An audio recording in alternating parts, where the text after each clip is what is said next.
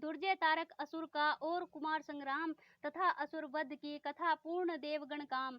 ब्रह्मा जी बोले, अब शिव जी के चरणों का ध्यान कर कुमार अपने असंख्य गणों को साथ लिए हुए उस दुर्जय असुर को मारने के लिए युद्ध करने लगे। देवताओं ने जय जय जयकार की और ऋषियों ने अपनी श्रेष्ठ वाणी से उनकी स्तुति की। तारकासुर और कुमार का भयानक युद्ध आरंभ हुआ। दोनों वीर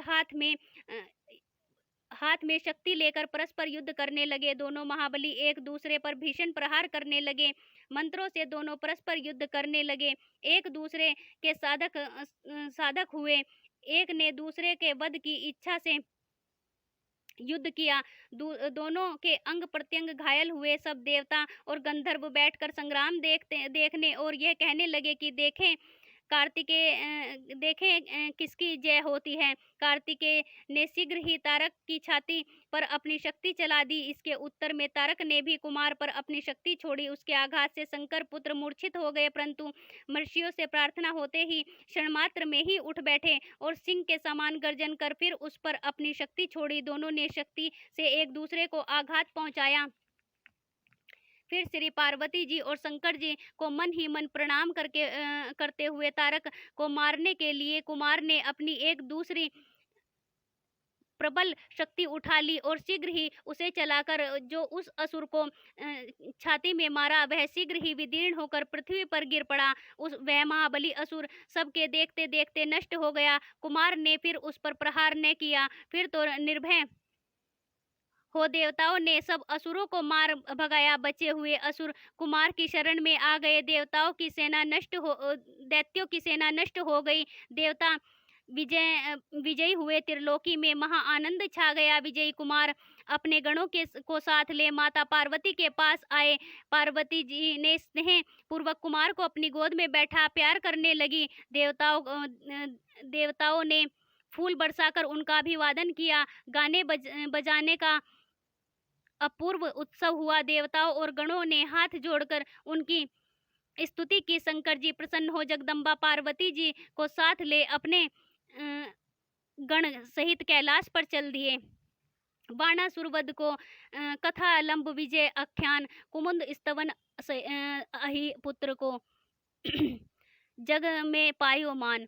ब्रह्मा जी बोले, हे नारद, इस समय बाणासुर नामक दैत्य से पीड़ित क्रौंच नामक पर्वत ने कुमार के पास आकर उनकी बड़ी स्तुति की और कहा, हे प्रभु, मुझे बाणासुर बड़ा कष्ट दे रहा है, आप मेरी रक्षा कीजिए। तब क्रौंच की स्तुति से प्रसन्न हो स्कंद जी ने उसे सांत्वना दी और शिव जी की स्तुति कर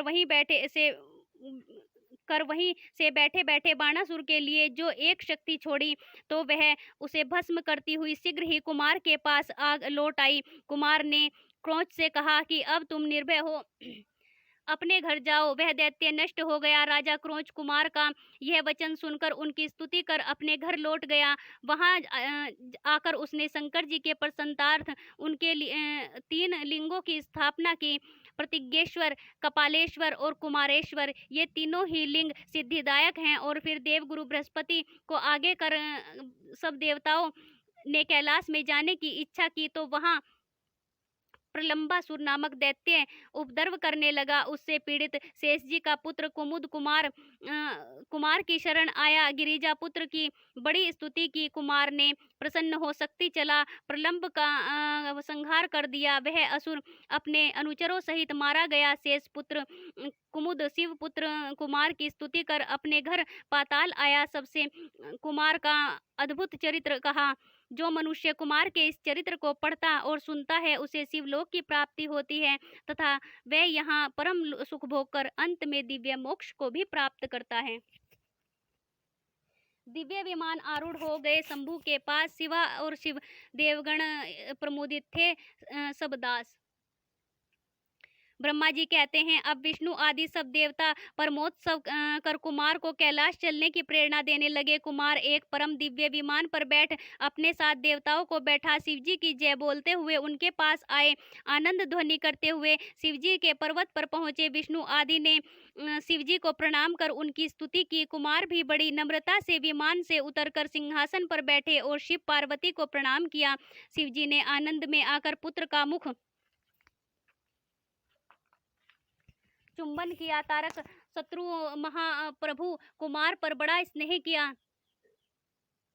पार्वती जी ने भी कुमार को उठाकर गोद में बिठा लिया और सिर पर हाथ रखकर चुंबन किया। शिव पार्वती का उन पर बड़ा प्रेम हुआ। शिव मंदिर में बड़ा उत्सव मनाया गया। नमस्कार और जय जयकार का बहुत शब्द हुआ। विष्णु आदि देवताओं ने शिव जी की बड़ी स्तुति की।